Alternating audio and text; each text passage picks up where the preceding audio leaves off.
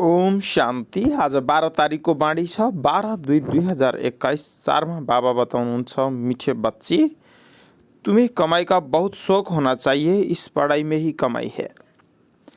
प्रश्न, ज्ञान के बगैर कौन सी खुशी की बात भी विघ्न रूप बन जाती है?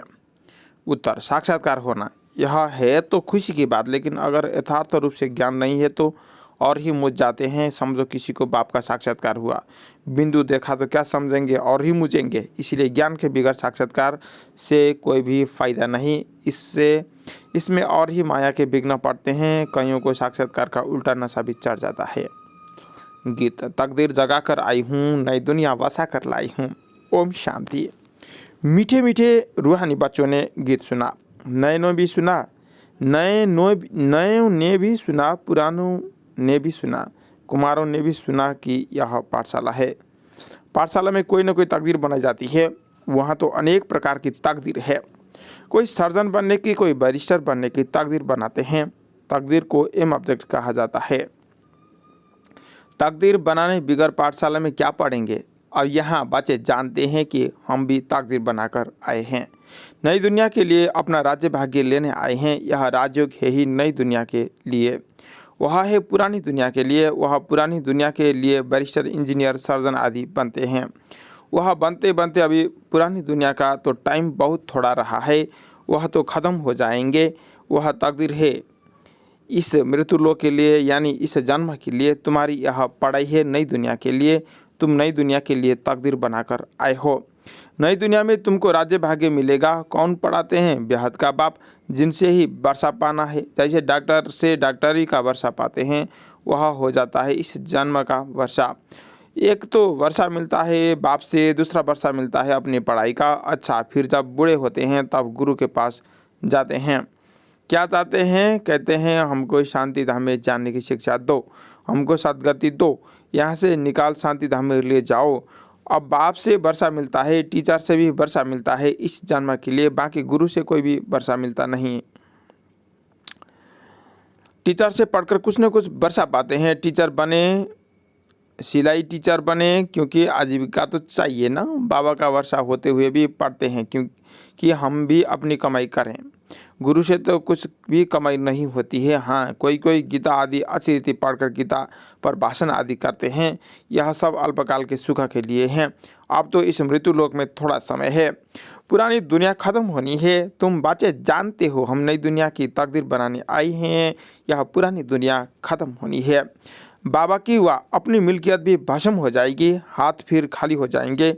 अभी तो कमाई चाहिए नई दुनिया के लिए। पुरानी दुनिया के मनुष्य तो वह करा नहीं सकेंगे। नई दुनिया के लिए कमाई कराने वाला है शिव बाबा। यहाँ तुम नई दुनिया के लिए तकदीर बनाने आए हो।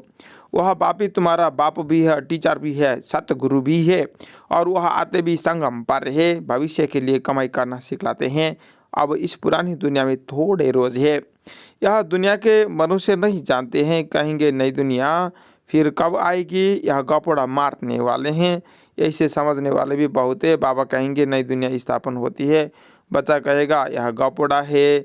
तुम बच्चे समझते हो नई दुनिया के लिए यह हमारा बाप टीचर सतगुरु है। बाप आते ही है शांतिधाम सुखधाम में ले जाने।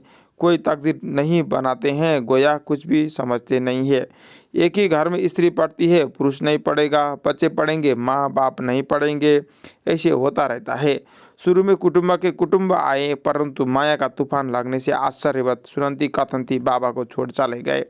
गाया हुआ भी है, आश्चर्यवत सुनंती बाबा का बनेंगे, पढ़ाई पढ़ेंगे, फिर भी हाय कुदरत ड्रामा की। बाबा खुद कहते हैं हाय ड्रामा, हाय माया।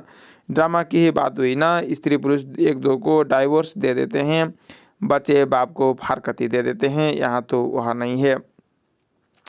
यहाँ तो डाइवोर्स दे न सके। बाप तो आए हैं बच्चों को सच्ची कमाई कराने। बाप थोड़े किसी को खड्डे में डालेंगे।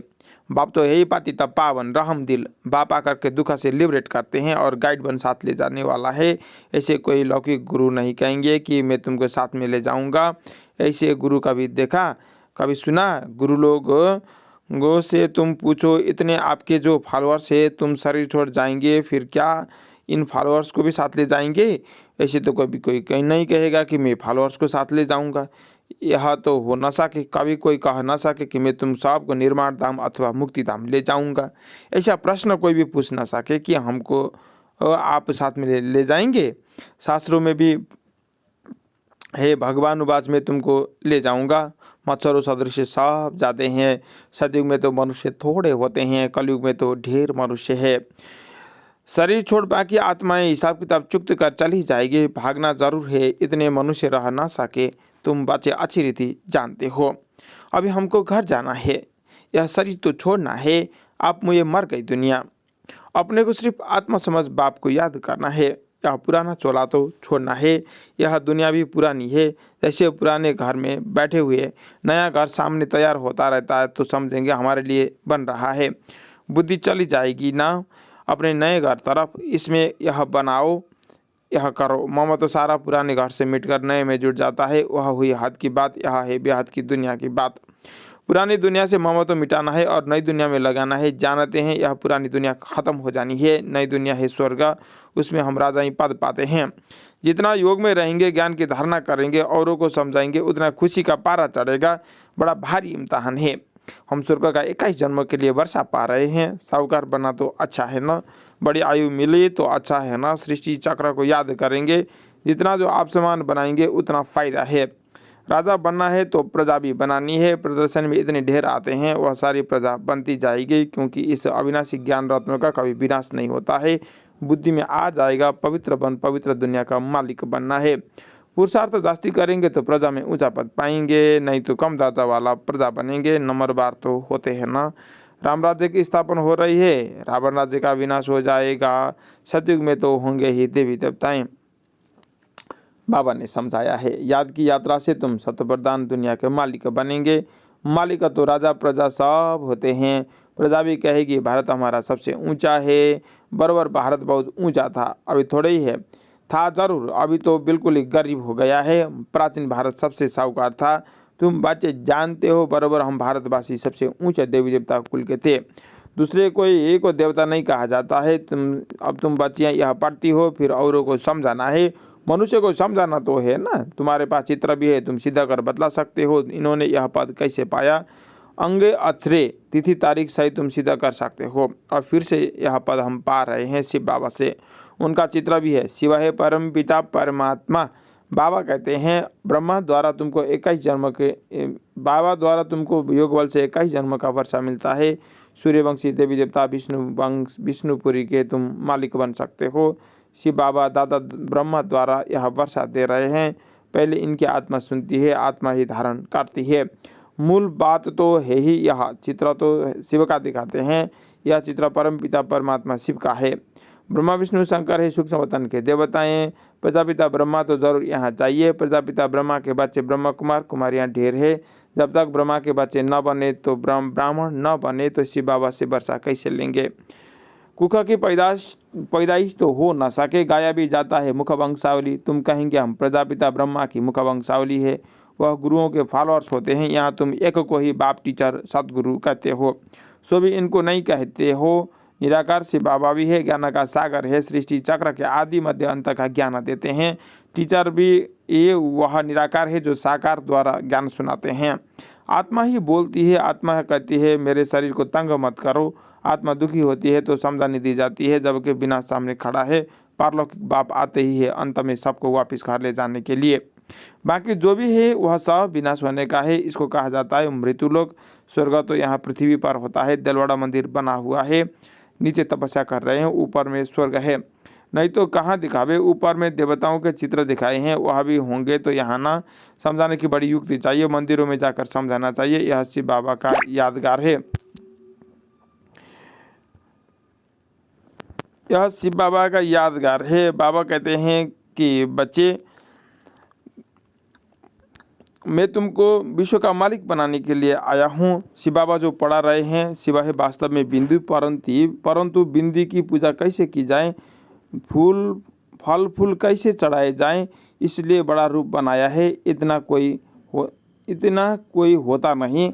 गायब जाता है, भ्रिकुटी के बीच में चमकता है अजब सितारा। ये अति सूक्ष्म बिंदी, बड़ी चीज़ हो तो साइंस वाले भी झट उनको पकड़ ले।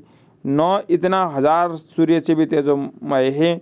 कुछ भी नहीं। कोई कोई भगत लोग आते भी है ना, कहते हैं बस हमको तो यह चेहरा देखने में आता है, बाबा समझते हैं उनको परमपिता परमात्मा का पूरा परिचय मिला हुआ नहीं है।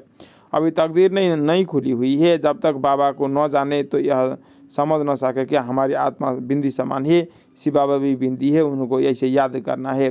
ऐसे समझ जब याद करे तब विकर्म विनाश हो। बाकी यह देखने में आता है, ऐसा दिखता है, वैसा दिखता है, इसको फिर माया का विघ्न कहा जाता है। अभी तो खुशी में है, हमको बाप मिला है।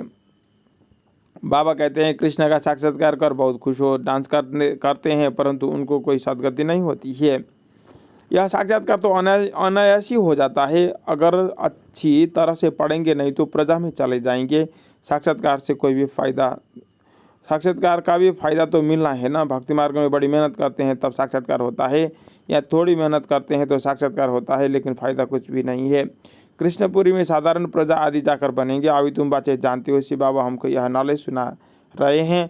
बाबा का फरमान है पवित्र जरूर बनना है, परंतु कोई कोई भी पवित्र रह नहीं सकते हैं। कभी पतित भी यहाँ छिपकर आ जाते हैं, वह अपना ही नुकसान करते हैं, अपने को ठगते हैं। बाबा को ठगने की बात नहीं है,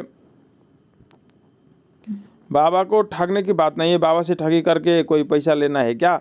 शिव बाबा की श्रीमत पर कायदेशीर नहीं चलते हैं तो क्या हाल हो जाता है, समझा जाएगा। तकदीर में नहीं है, नहीं पढ़ते हैं और ही दूसरों को दुख देते रहेंगे तो एक तो बहुत सजा खानी पड़ेगी, दूसरा पद भी भ्रष्ट हो जाएगा।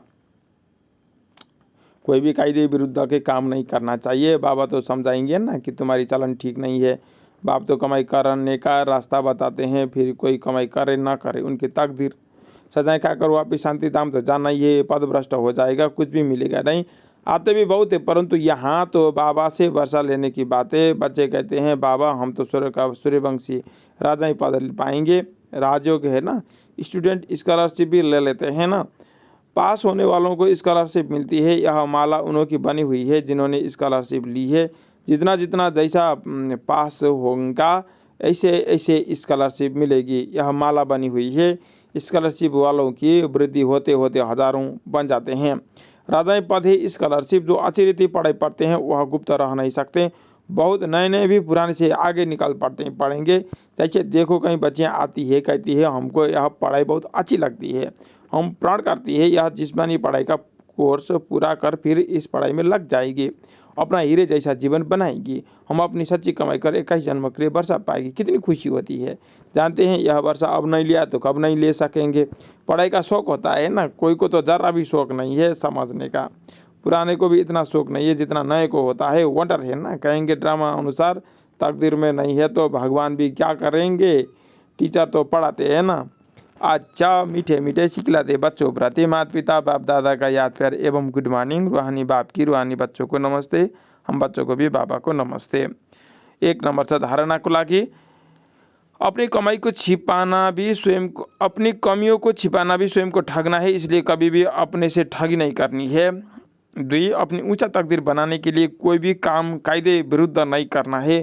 पढ़ाई का शौक़ रखना है, आप समान बनाने की सेवा करनी है। वरदान, हर कदम फरमान पर चलकर माया को कुर्बान कराने वाले सहज योगी बाबा। जो बच्चे हर कदम फरमान पर चलते हैं उनके आगे सारी विश्व कुर्बान हो जाती है, साथ साथ माया भी अपने वंश सहित कुर्बान हो जाती है। पहले आप बाप पर कुर्बान हो जाओ तो माया आप पर कुर्बान हो जाएगी, और अपने श्रेष्ठ सम्मान में रहते हुए हर फरमान पर चलते रहो तो जन्म जन्मांतर की मुश्किल से छूट जाएंगे। अभी सहज योगी और भविष्य में भी सहज जीवन होगी, तो ऐसी सहज योगी जीवन बनाओ। स्लोगन स्वयं के परिवर्तन से अन्य आत्माओं का परिवर्तन करना ही जिये दान देना है। ओम शांति।